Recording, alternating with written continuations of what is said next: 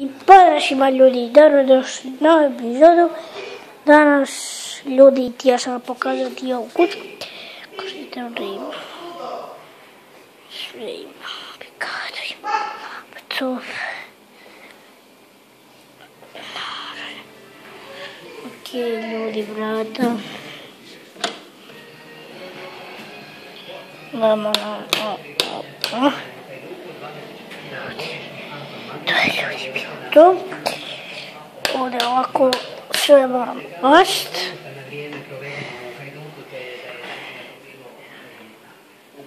Kapolo, nevjerovatna kuća.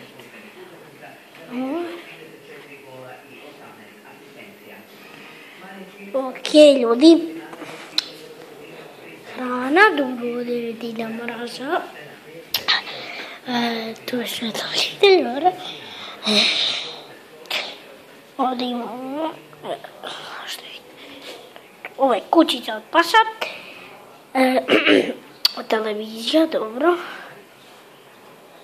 I ljudi,